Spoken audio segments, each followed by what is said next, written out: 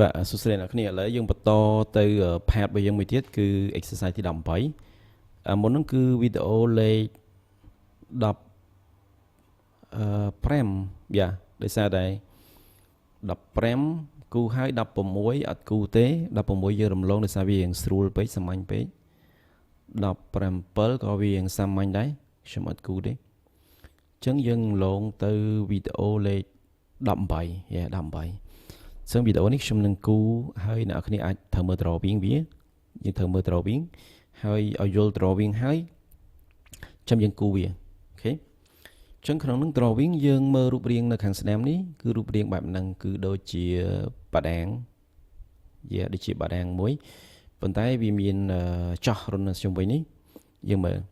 អញ្ចឹងអារុនជុំវិញហ្នឹងគឺរង្វង់របស់វាគឺមែនយើងមើលនេះរង្វង់គឺកាំវា108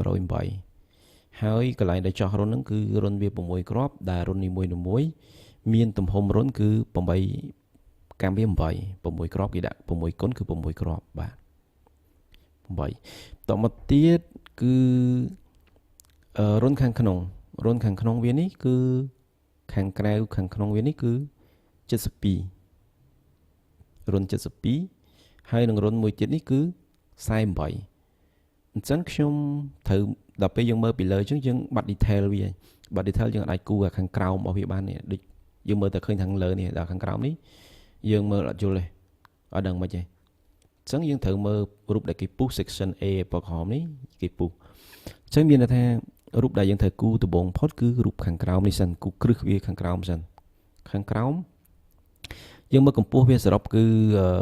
24បូកជាមួយ16បូក132អញ្ចឹង24 30 40 72កម្ពស់វា72ហើយទំហំរូបសរុបកន្លែងនេះគឺគេអត់ប្រាប់ទទឹងទេប៉ុន្តែគេប្រាប់កម្មនៃរង្វង់សរុបរបស់គេគឺ88អង្គផ្ចិតនេះពីផ្ចិតរង្វង់មួយទៅផ្ចិតរង្វង់ដែលជាកម្មរបស់វានេះដែលជាចំណុចផ្ចិតរបស់រង្វង់នេះគឺ88បាទ88ប៉ុន្តែចម្ងាយនេះវាអត់សំខាន់វាគេអត់ប្រាប់ទេដោយសារតែរង្វង់នេះគឺគេប្រាប់កម្មអង្គផ្ចិតវាឲ្យគឺ108អញ្ចឹងខ្ញុំត្រូវខ្ញុំគូខាងក្រៅមុនដែលរុនរបស់វារុននេះគឺរង្វង់គឺ48នេះអញ្ចឹងខ្ញុំត្រូវគូមួយជាន់ឡើងទៅលើអញ្ចឹងខ្ញុំត្រូវគូចំណុចផ្ចិតរបស់វាគឺខ្ញុំគូរង្វង់ខាងក្នុងសិនរង្វង់48តមកទៀតហើយនឹងរង្វង់72នេះឃើញទេរង្វង់48និងរង្វង់72គូហ្នឹងបានខ្ញុំត្រូវ fillet រួចបានយើងបន្តគូអាកម្ពស់នេះ16នេះឡើងមកលើមួយជាន់ទៀតហើយនឹងចាក់រុនទៅជាការស្រេចអញ្ចឹងខ្ញុំត្រូវចាប់ផ្ដើមចំណុច0នៅកន្លែងនេះនៃប្លង់របស់យើងគឺចំណុច0បន្ទាប់មកខ្ញុំត្រូវគូសចេញរង្វង់ទី1គឺរង្វង់48ទី2គឺរង្វង់72អូខេអញ្ចឹងកុំឲ្យខាត់ពេលជាងទៅ new file ហើយ new project អូខេកន្លែងនេះខ្ញុំsave វាសិនគឺ exercise ទី15គឺយើងបិទវាចោលអូខេនេះគឺ new file exercise ទី18ដោយសារតែ16និង17គឺយើងអត់គូទេដោយសារវាស្រួលពេកអ្នកគ្នាអញ្ចឹងយើង save មកយើងដាក់exercise 18បាទតោះមកខ្ញុំចាប់ផ្ដើមបង្កើត sketch ថ្មីមួយដើម្បីគូហើយខ្ញុំ select ប្លង់យើងត្រូវមើលតើប្លង់នេះគឺយើងមើលប្លង់ពីណាគឺប្លង់ពី top ទៅពីកំពូលទៅ top អញ្ចឹងយើងយកប្លង់ top អូខេតមកទៀតខ្ញុំគូសរង្វង់រង្វង់គឺខ្ញុំគូសរង្វង់ចេញពី0នេះទៅគឺរង្វង់48និងរង្វង់72 48និង72អញ្ចឹងខ្ញុំគូសរង្វង់48មួយសិនបាទតមកទៀតខ្ញុំគូសរង្វង់72អត់បែកទេគឺ72បាទរង្វង់48និងរង្វង់72តមកទៀតខ្ញុំចាប់ផ្ដើមលើកកម្ពស់វាកម្រាស់របស់វាគឺលើកកម្ពស់វាត្រឹម32នេះឃើញទេដំណាក់កាលទី1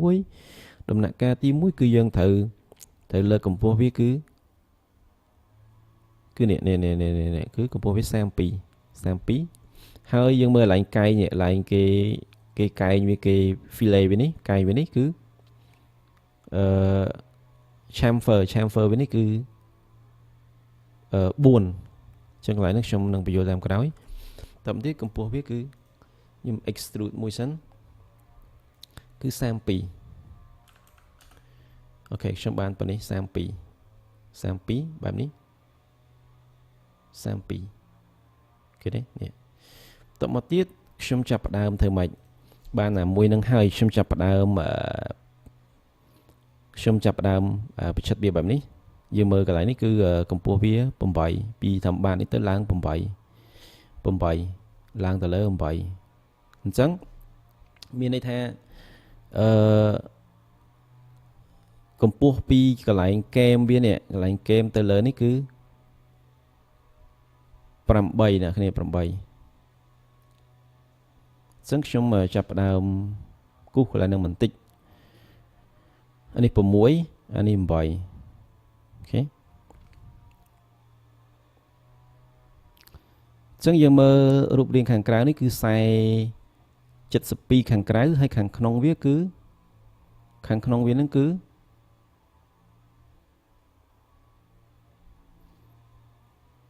កន្លែងនេះខ្ញុំគូសច្រឡំបន្តិចប៉ុន្តែឥឡូវខ្ញុំថយកម្ពស់នេះវិញទាំងអស់នេះ32ខ្ញុំដកកម្ពស់កន្លែងនេះខ្ញុំដកកម្ពស់កន្លែងនេះគឺដក8ចេញអញ្ចឹងនៅសល់24ខ្ញុំបន្ថយបន្តិចជាស្រ័យខ្ញុំបន្ថយកម្ពស់វាគឺសារថ្មីគឺ24មិនមែន32ទេ24បាទ24ដើម្បីងាយស្រួលខ្ញុំលើកបន្តទៀតអូខេ24ហើយខ្ញុំគូសរង្វង់មួយទៀតគឺ64ឡើយនេះ64ប៉ុន្តែអានេះ48ខ្ញុំគូសរង្វង់64មួយទៀតដែលមានកម្ពស់8អូខេអញ្ចឹងមើលពី top ខ្ញុំគូសរង្វង់64មួយទៀតកម្ពស់វា8អញ្ចឹងខ្ញុំ add sketch ថ្មីខ្ញុំគូសរង្វង់64បែបនេះអូខេ64កន្លែងហ្នឹងមើលឲ្យតន់ណាព្រោះរៀងស្មុគស្មាញបន្តិច64ហើយនៅខាងក្នុងឡើងទៅលើគឺ8អញ្ចឹងតបមកគឺខ្ញុំគូសរង្វង់48មួយទៀតហើយខ្ញុំលើកវាឡើងទៅលើចំនួន8អញ្ចឹង extrude វា8ឡើងទៅលើដើម្បីឲ្យបាន32នេះបែបនេះតមកទៀតខ្ញុំចាប់ផ្ដើមfillet ឬក៏យើងធ្វើចេញជារាងនេះគឺ air វាគឺកន្លែងនេះ air វាគឺ4 air 4ខាងលើនេះ air វា4ដែរ4ដូចគ្នាអូខេ air 4ខាងក្រោមនេះគឺ chamfer មែន45ដឺក្រេគឺអូខេ chamfer 45ដឺក្រេឡើយនេះ chamfer 4ដែរអញ្ចឹងកន្លែងហ្នឹងខ្ញុំចាប់ផ្ដើមប្រើ chamfer យើងប្រើអានេះអូខេអញ្ចឹងកន្លែងហ្នឹងគឺ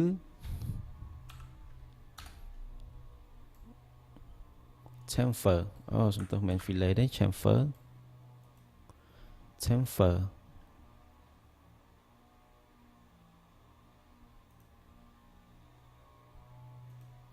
45ដឺក្រេអូខេ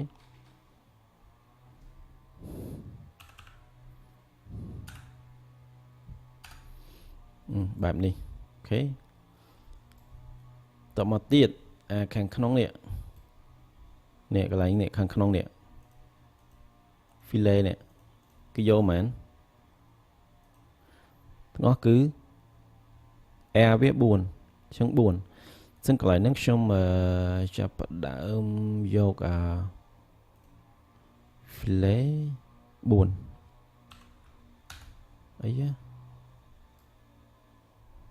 4យ៉ានេះឃើញទេមកហើយនេះរៀងវាអូ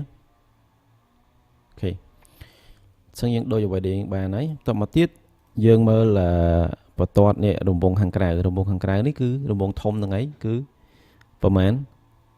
108អញ្ចឹងមានអង្គបចិត្តវា108អញ្ចឹងខ្ញុំធ្វើគូសរង្វង់108មួយហើយនឹងនេះរង្វង់ខាងក្នុងនេះប្រហែល88អញ្ចឹង108មួយ88មួយអញ្ចឹងខ្ញុំចាប់ផ្ដើមគូសបន្តពីនេះមកខ្ញុំចូល top ហើយខ្ញុំគូសជាន់ពីលើនេះអូខេខ្ញុំប្រើ sketch ថ្មីមួយទៀតតមកខ្ញុំគូសរង្វង់108 បាទ108តមកទៀតខ្ញុំគូសរង្វង់108អ្នកគ្នា108ហើយនឹងរង្វង់មួយទៀតគឺ88អា88នេះគឺសម្រាប់ចោះរុនឲ្យត្រូវកដាលទេអញ្ចឹងយើងមើលអារង្វង់108ហ្នឹងកម្រាស់វាប៉ុន្មានកម្រាស់108គឺកម្រាស់វា16អូខេ16ចឹងខ្ញុំត្រូវលើកអា108ហ្នឹងឡើង16អញ្ចឹង108នេះជាមួយនឹងរុនខាងក្នុង48អញ្ចឹងគឺរង្វង់ហ្នឹងគឺខ្ញុំត្រូវលើកវាឡើង16អញ្ចឹងខ្ញុំ finish មួយខ្ញុំលើកវាឡើង16ហើយ16ហ្នឹងគឺយើងចោះរុនតែម្ដងក៏បានដែរតែហ្នឹងចោះរុនតែម្ដងក៏បានដែរអញ្ចឹងខ្ញុំចោះរុននៅលើហ្នឹងតែម្ដងគឺខ្ញុំបង្កើតរង្វង់មួយទៀតគឺ88ដែល88ហ្នឹងខ្ញុំយកវាជាខ្សែបន្ទាត់ដាច់តមកខ្ញុំគូសរុនដែលរុនរបស់វាហ្នឹងប៉ុន្មានយើងមើលរុនវាប៉ុន្មានទំហំរុនរបស់វាគឺ8លីរុន8កប់78អញ្ចឹងនៅក្នុងកដាលនឹងតែម្ដងអញ្ចឹងកដាលបន្ទាត់ត្រង់នេះមួយហើយនឹងលើនេះគឺចេញពីខាងក្រោមទៅ60ដឺក្រេមុំរបស់វាគឺ60ដឺក្រេហើយចេញទៅទៀត60ដឺក្រេទៀតអញ្ចឹងមានន័យថាខ្ញុំត្រូវគូសរង្វង់ហ្នឹងគឺនៅត្រង់ទីតាំងនៃ60ដឺក្រេអូខេអញ្ចឹងក្នុងនេះខ្ញុំត្រូវគូសនៅកន្លែងនេះមួយសិនរង្វង់នេះគូសកន្លែងនឹងមួយគឺ8លីអានេះក៏8លីដែរដោយសារវាមានបន្ទាត់ឲ្យយើងស្រាប់ហើយ8លីបាទបន្ទាប់មកទៀតចេញពីអានេះ60ដឺក្រេអ្នកគ្នា60ដឺក្រេអញ្ចឹងកន្លែងហ្នឹងគឺខ្ញុំវាយ60ដឺក្រេខ្ញុំវាយលេខ60មកដើម្បីឲ្យវារត់ទៅត្រង់60ដឺក្រេនៅកន្លែងនេះ60ដឺក្រេនេះពីខាងក្រោម60ខាងនេះក៏60ដែរអញ្ចឹងខ្ញុំបន្ទាត់ដាច់ដែរ60ដឺក្រេមួយទៀតគឺ60ដឺក្រេដែរនេះ60ដឺក្រេចឹងកន្លែងនេះ120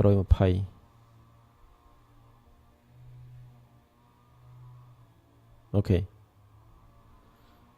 ចឹងកន្លែងនេះ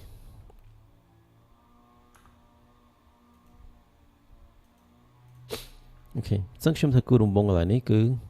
8លី8បាទអញ្ចឹងបើយើងចង់ធ្វើការ mirror អា2ហ្នឹងចុះក្រោម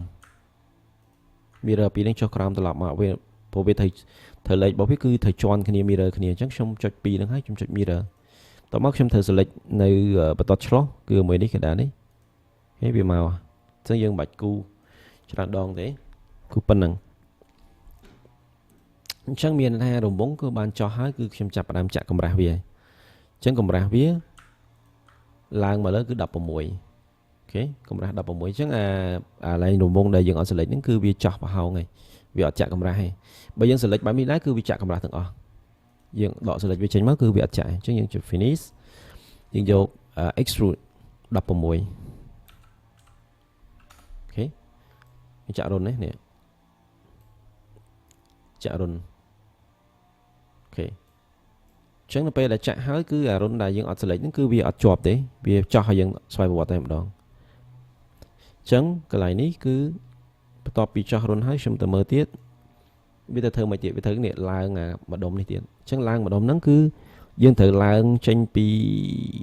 64រុន48និងរុន64ឡើងទៅលើប៉ុន្មាន6អូខេរុន48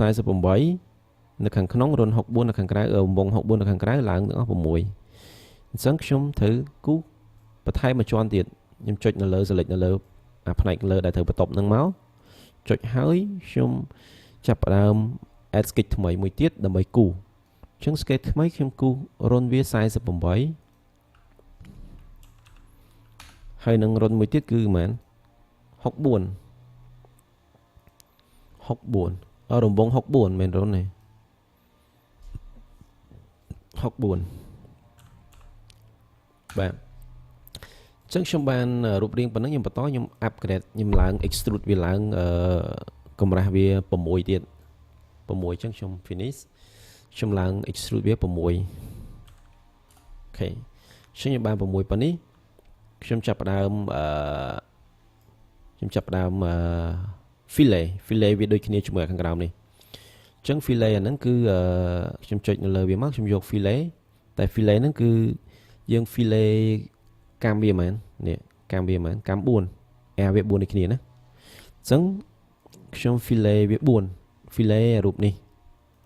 4ណាបាទអញ្ចឹងយើងបាននេះគេរៀងវារៀងកោងអូខេបន្តមកទៀតខ្ញុំបានប៉ុណ្្នឹងខ្ញុំចាប់ផ្ដើមបន្តនៅដំណាក់កាលបន្តទៀតគឺ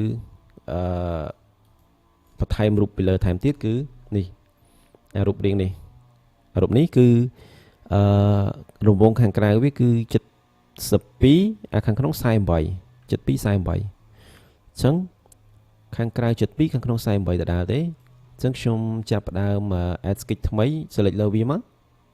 select លើអាកន្លែងនេះយើងចង់បន្តមក select លើវាមកខ្ញុំ add sketch ថ្មីតមកទៀតខ្ញុំចាប់ផ្ដើមគូសរង្វង់ខាងក្នុងគឺ48ហើយរង្វង់ខាងក្រៅគឺមែន72នេះខាងក្រៅនេះ72ណា72អញ្ចឹងខាងក្រៅគឺ72យើងវាយ72មកអូខេបន្ទាប់ពីបានរង្វង់48ខាងក្នុងនិងខាងក្រៅ72ហើយខ្ញុំចាប់ផ្ដើមនេះ72មើលតន់អូខេអញ្ចឹងខាងក្រៅ48ខាងក្នុង72តមកខ្ញុំចាប់ផ្ដើមextrude វាឡើង extrude ឡើងហ្មងមើលនេះ extrude ឡើងកម្រាស់វាប៉ុណ្ណេះគឺទាំងអស់វា24ដក8ដក6ចេញគឺនៅសល់18អញ្ចឹងឡើង18ទៀតណាឡើង extrude 18អញ្ចឹងខ្ញុំ extrude វាឡើងទៅលើ18ទៀតអូខេខ្ញុំបានប៉ុណ្ណេះរៀងប៉ុណ្ណេះតមកខ្ញុំចាប់ផ្ដើមchamfer មានតែយើងចិត្តជ្រុងវានេះចិត្តជ្រុងកន្លែងនេះនេះគឺចិត្តជ្រុងឯងជ្រុងនេះចិត្តអញ្ចឹង chamfer របស់វា45ដឺក្រេអញ្ចឹងយើង chamfer វាដដែលមកចុចលើចុចនៅលើ game របស់វាហ្នឹងចុចលើឲ្យត្រូវ game របស់វាចុចត្រូវ game អូខេតោះមកយើងយក chamfer ចូល modify chamfer អូខេ4គឺបែបនេះអូខេអញ្ចឹងយើងចុងក្រោយយើងអាចបានរូបរាងដូចអ្វីដែលយើងចង់បានដែរអូខេ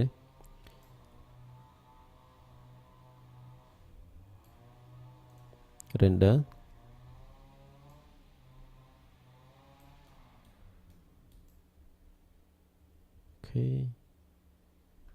គឺចឹងវីដេអូនេះមានប៉ុណ្្នឹងអ្នកគ្នាដូចជាបញ្ចប់ហើយ finish នៅក្នុងនេះយើងអាចដាក់ material បានក្នុងការដាក់ material យើងអាចចូលទៅ design វិញយើងអាច select នៅលើ body របស់វាមក body នេះយើង select មកស្នាមយើងយកphysical material តទៅមកយើងអាចដាក់ប្រភេទអី ceramic electronic fiber flooring gas liquid ឬក៏ wood យើងអាចចុច wood នេះអូដាក់មកអូខេ material ឬក៏ប្រភេទ glass ឬក៏ប្រភេទmental អីផ្សេងៗក៏បាននេះ mental ដែកឬក៏ប្រភេទ electronics យើងអាចដាក់ material ក្នុងនោះបានអញ្ចឹងលើក្រោយយើងអាចដាក់ render ទៅជារូបរាងដាក់ជា material ដែកឬក៏ Dura ឬក៏ plastic អីផ្សេងៗបានអូខេអញ្ចឹងវីដេអូហ្នឹងគឺមានប៉ុណ្្នឹងហើយយើងបន្តជួបគ្នានៅវីដេអូក្រោយគឺដូចជា exercise ទីម៉ានទី19អូខេ19អញ្ចឹងវីដេអូនេះបញ្ចប់ប៉ុណ្ណេះហើយ